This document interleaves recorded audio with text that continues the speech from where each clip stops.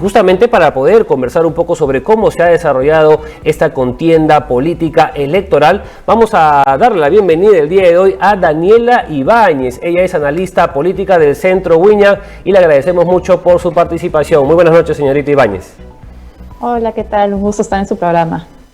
Bien, vamos a comentar entonces ¿qué panorama nos espera a partir de ahora, al menos en el aspecto municipal y provincial y también regional, ¿no? Por ejemplo, tenemos, ¿no?, que en la capital, en la alcaldía de Lima, prácticamente ya está proclamado como virtual ganador Rafael López Aliaga, quien venía de tentar a una presidencia, quien, digamos, había tenido un desarrollo político, un performance político bastante continuo durante los últimos meses o años, podríamos decir, durante la campaña presidencial, también con declaraciones bastante altisonantes, también hay que tener en cuenta. Sin embargo, ya en el último tramo de su campaña electoral, como que trató de bajarle un poco a los ánimos, ¿no?, a sus declaraciones altisonantes.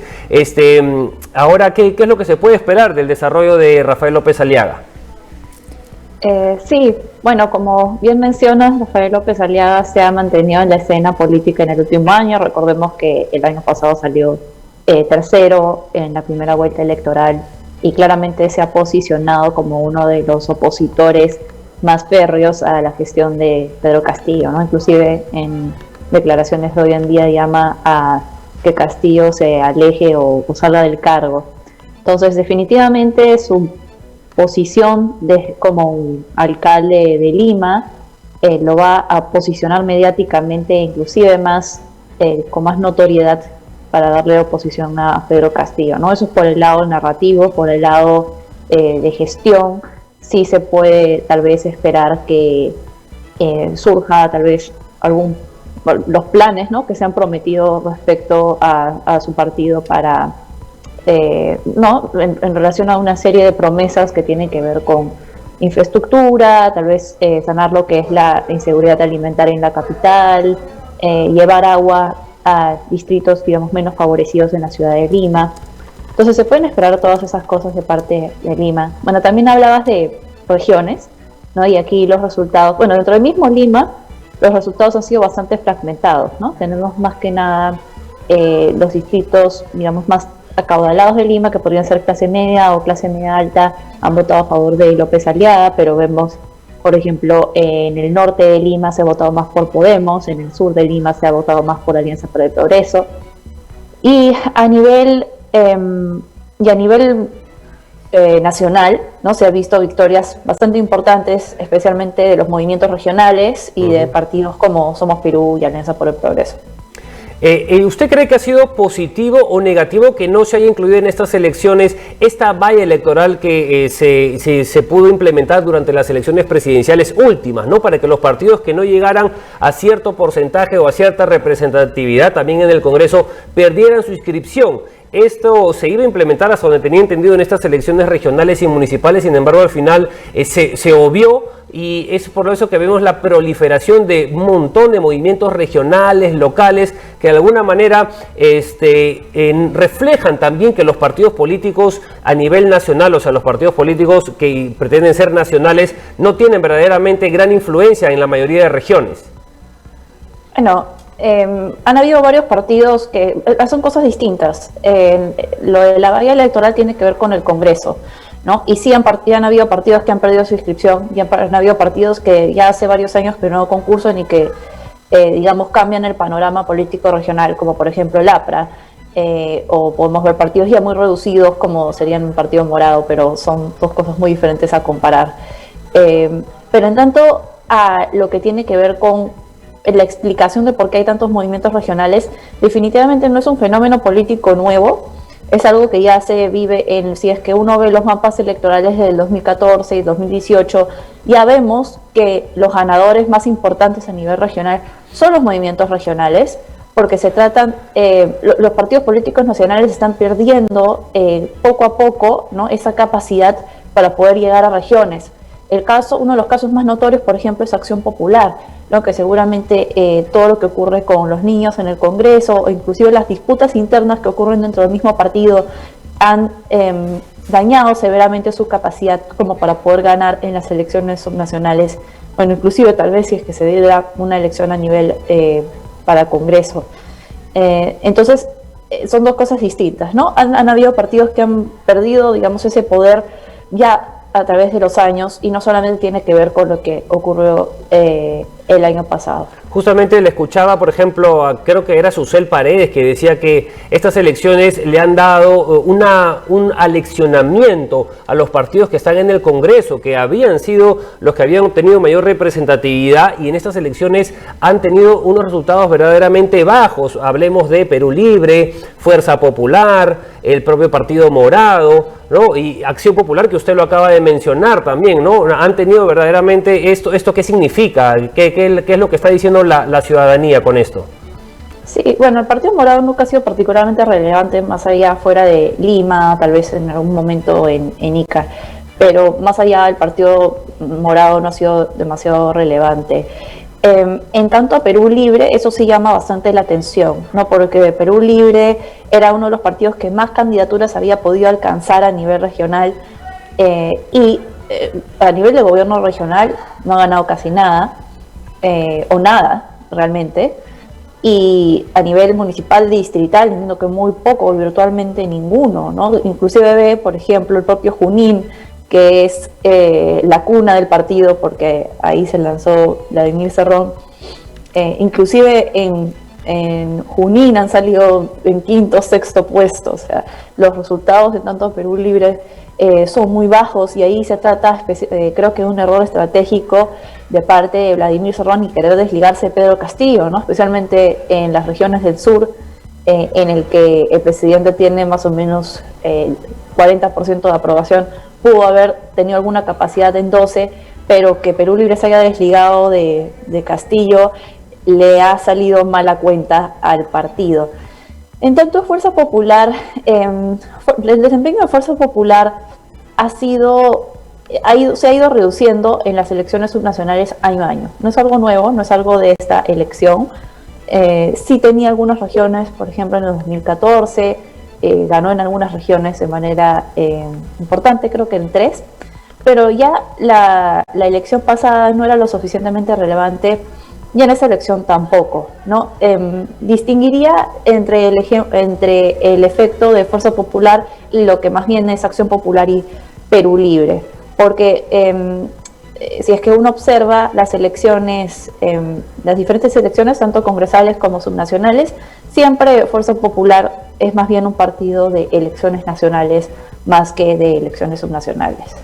Sí, efectivamente, en el Congreso, como usted lo menciona, ha tenido una representatividad bastante amplia en los últimos procesos electorales. Ahora, quiero hacerle una consulta que es algo que he estado pensando un poco durante la tarde, y no sé cómo podríamos tratar de dilucidarlo. Por ejemplo, antes de que ingrese Pedro Castillo durante la campaña presidencial, claro, se revelaban bastantes indicios de sus relaciones con grupos filoterroristas, ¿no? Decían de que iba a ser un gobierno comunista, íbamos a ser como Venezuela, iba a implantar una dictadura comunista, ¿no? Y todas estas avisos alarmantes que de alguna manera durante el paso del tiempo se han ido difuminando a medida que se ha ido también dando muestras como el alejamiento de Vladimir Cerrón, entre otras cosas, aunque hasta ahora nunca faltan las voces que lo acusan, ¿no? De ser una dictadura comunista o estar en pos de convertirse en una de ellas, pero cada vez son menos, creo que en algún momento.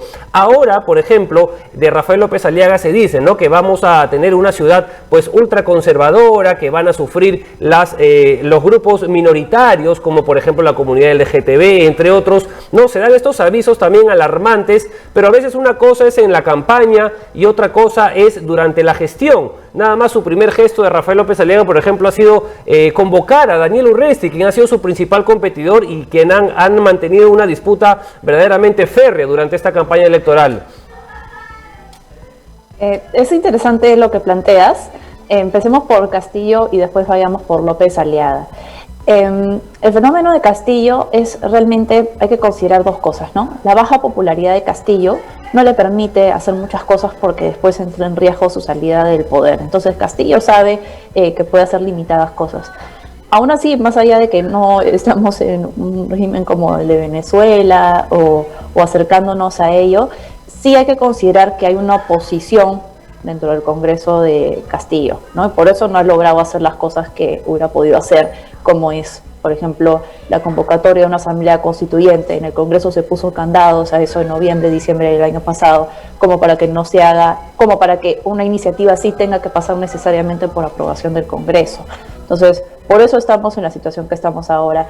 Aún así, eso no significa que la gestión de Pedro Castillo no haya hecho cosas muy dañinas que se podrían alinear una agenda ideológica más bien como países de corte socialista, ¿no? Como lo que es el desmedro en el empleo y los daños que se están haciendo de parte del Ministerio de Trabajo, como es la eliminación de la tercerización laboral o el cambio en la ley de relaciones colectivas que empodera a sindicatos aliados del gobierno, ¿no?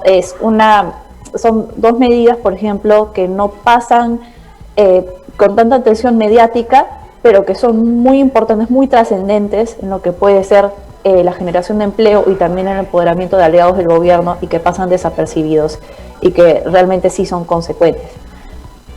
Y bueno, el fenómeno Castillo se da por esta oposición, ¿no? Castillo no ha podido hacer todo lo que ha querido hacer por la oposición y también por la baja popularidad que tiene.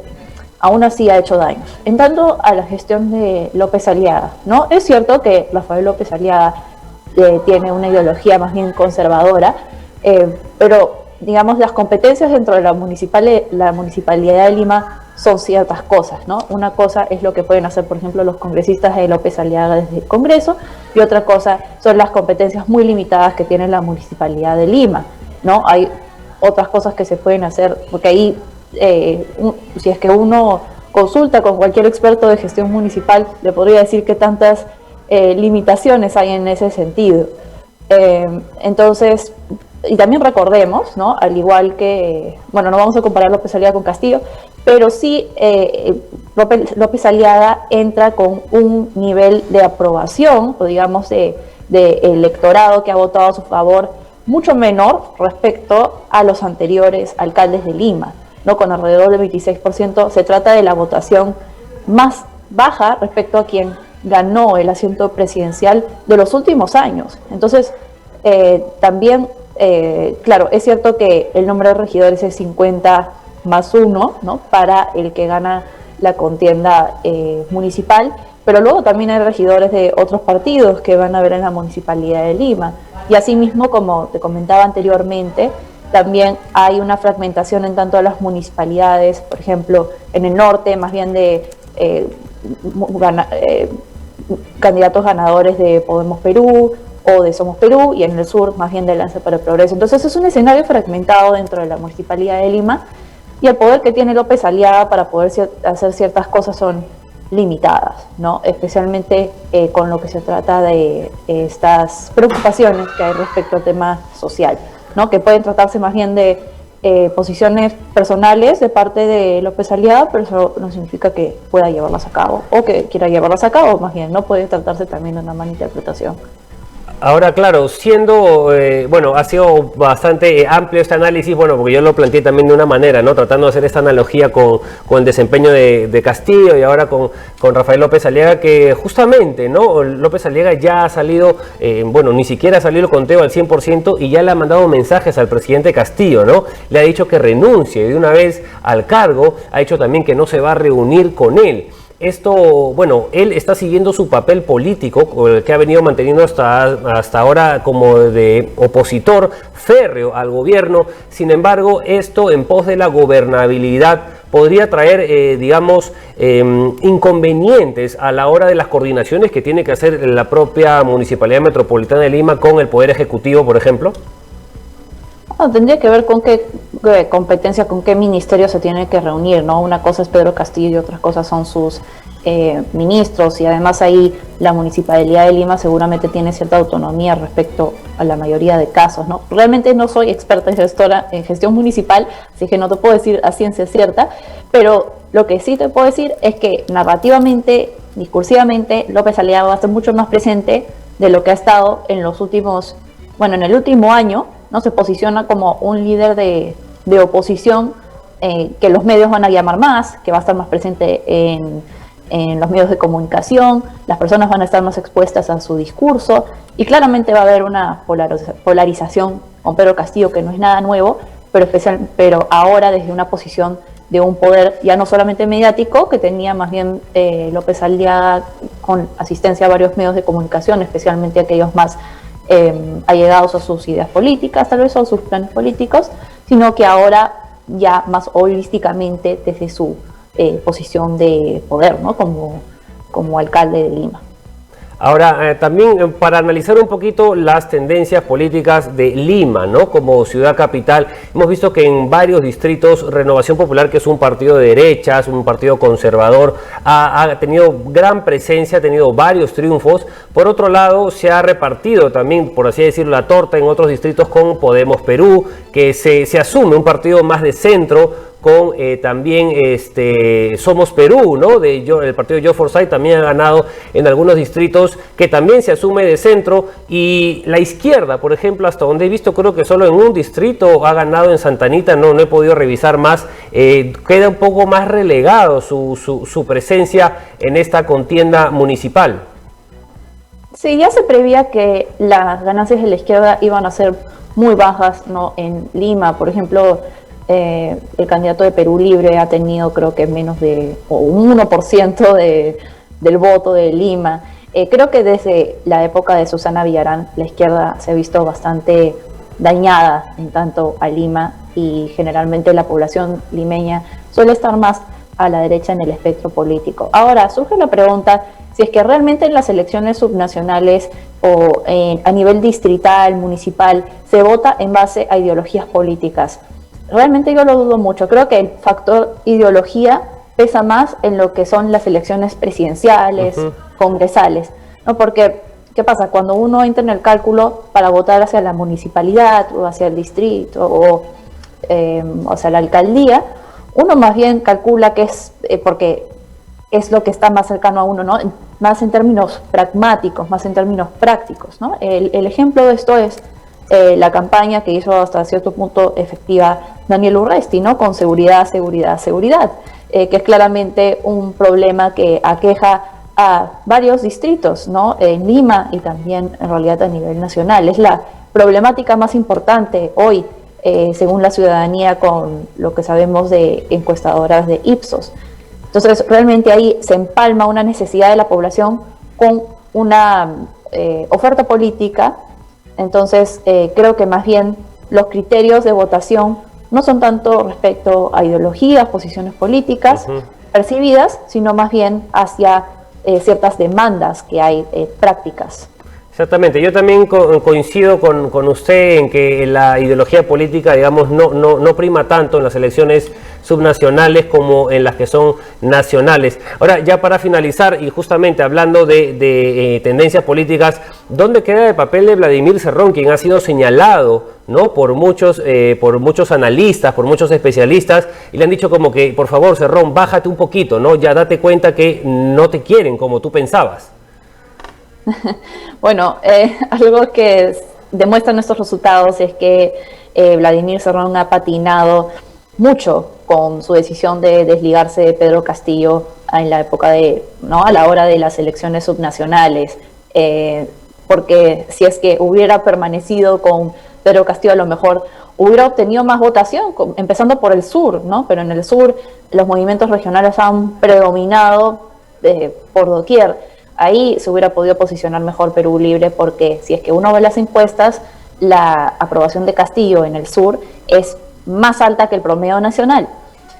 Entonces, claramente se trata de un cálculo político muy mal dado de parte de Vladimir Cerrón. Creo que aquellos que dicen que su relevancia estaría disminuyendo podría estar en lo correcto, aunque sigamos recordando que tiene a varios congresistas en el legislativo, entonces su poder todavía permanece.